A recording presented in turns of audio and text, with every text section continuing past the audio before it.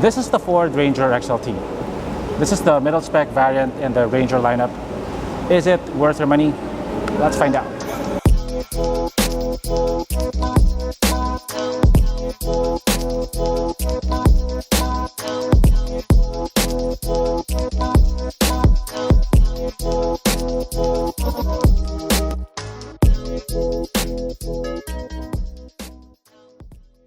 Okay, so here at the front, the Ranger XLT looks distinct from the other variants.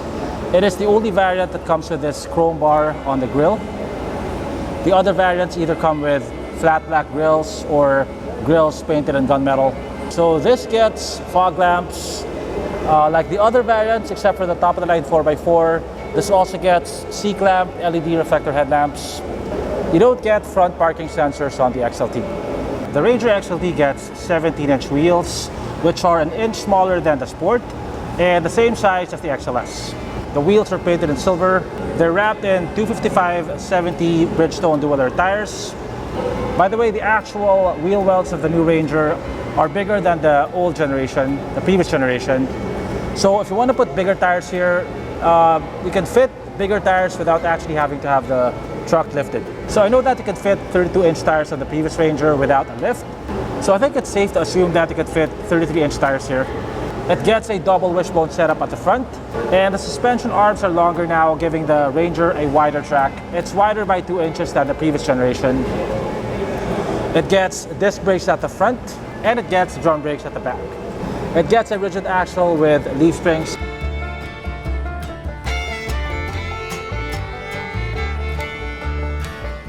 The new Ranger is bigger in every dimension than the previous Ranger. So the wheelbase is now 2 inches longer. They moved the front axle forward, giving the truck a better approach angle. The track is also now 2 inches wider. Here at the back, the XLT gets halogen tail lamps.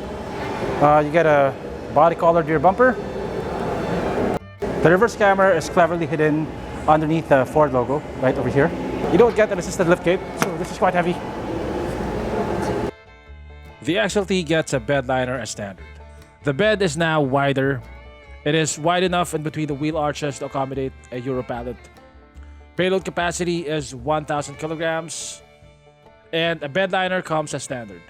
So the Ranger XLT gets the same 2-liter single-turbo engine as the other variants, except for the top of the line, which gets a 2-liter bi-turbo engine. So this puts out 170 horsepower and 405 Newton-meters of torque. So the intake is over here. As you can see, it's pretty high up, so it's less likely to suck in water. The alternator is also pretty high up over here, and the fuse box is pretty well sealed. The battery is also mounted pretty high up. So the water wading depth is supposed to be 800 millimeters, but I wouldn't be surprised if it's higher than that. You don't see a power steering fluid reservoir because this has an electronic power steering system. Now, as you can see over here, there's a lot of space in front of the engine. And that's because this engine bay is designed to accommodate a much bigger V6 and also a hybrid power plant. And that's also the reason why they moved the front axle forward. So it looks like the actual fender is much higher than the frame. On the previous Ranger, the fender was flush against the frame. So the actual hood line seems to be around 2 to 3 inches taller now. All variants of the Ranger, including the XLT, will come with the side box steps, which allows you entry into the bed without having to lower the tailgate.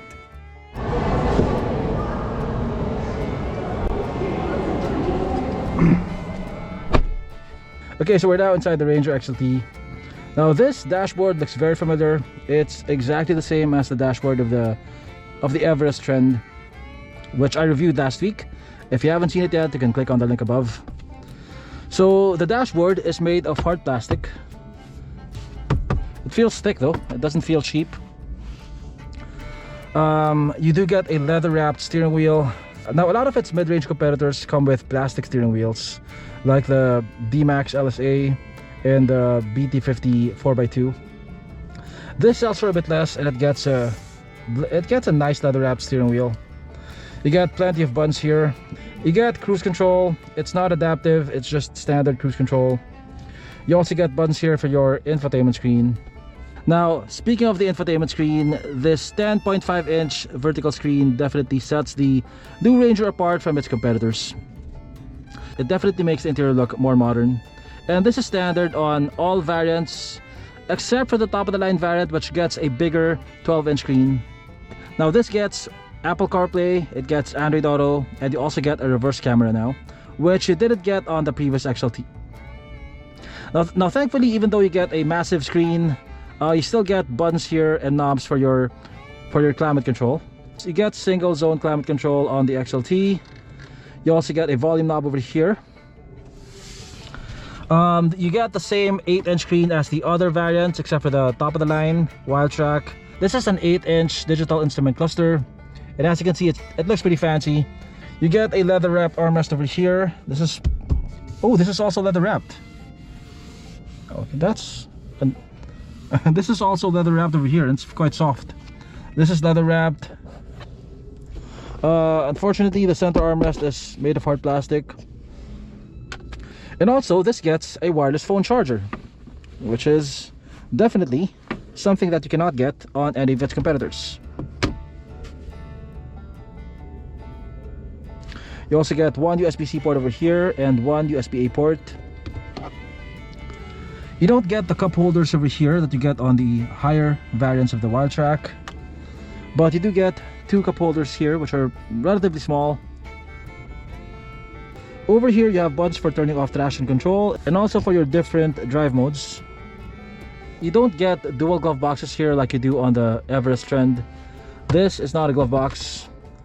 You only get one glove box down here. So both front seats are covered in fabric and they're both manually adjustable. The steering wheel is... The steering wheel tilts and it also telescopes. You get automatic headlights, you get automatic wipers. So yeah, it's a pretty feature-packed pickup for the price. The only thing though is that you don't get the push start button. You still have to put the key in the keyhole manually.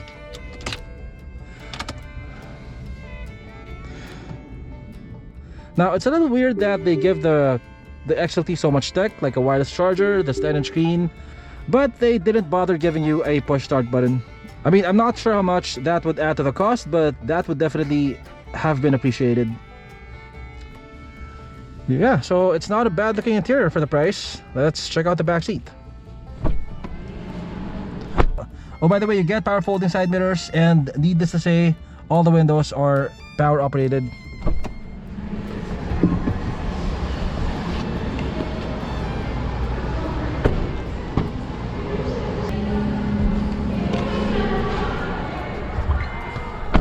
Okay, so here at the second row, you get one 12-volt outlet, and that's about it. You don't get a lot of toys here. You don't get air vents, you don't get USB ports, but you do get a center armrest. Okay, you do get a center armrest, although I can't seem to figure out how to okay, never mind. You do get a center armrest, but I can't seem to figure out how to pull it down.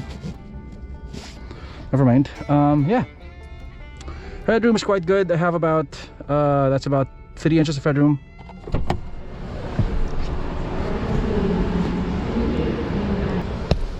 You have hidden storage underneath the seats.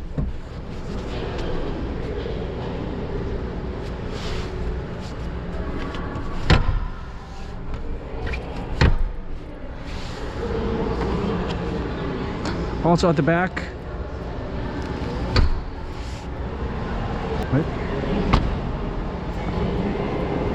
the Ranger XLT sells for 1,374,000 pesos and slots in between the XLS and the Sport. The Ranger Sport 4x2 sells for 100,000 pesos more and comes with power folding mirrors, a push start button, 18-inch wheels, and leather seats. The XLS sells for 100,000 pesos less and comes with a very different looking front fascia, similar to the XL. It doesn't get a wireless charger, it gets smaller 16-inch wheels, it only gets reflector halogen headlights, and a plastic steering wheel. I think if you're considering the XLS automatic, it might be worth going one step higher to the XLT because it just looks like it belongs to the new Ranger lineup. While the XLS looks very different with its huge reflector headlamps. And you'd have to buy a bed liner for it anyway, which should cost you a couple of thousand pesos. From the outside, the differences between the Sport and the XLT are more subtle. The main difference are the leather seats of the Sport and the push start button. If those things are important to you, then it's worth the upgrade. If not, the XLT should do just fine. It offers a good balance of features, looks, and value for money. Thanks for watching. Please consider subscribing, and I'll see you on my next video.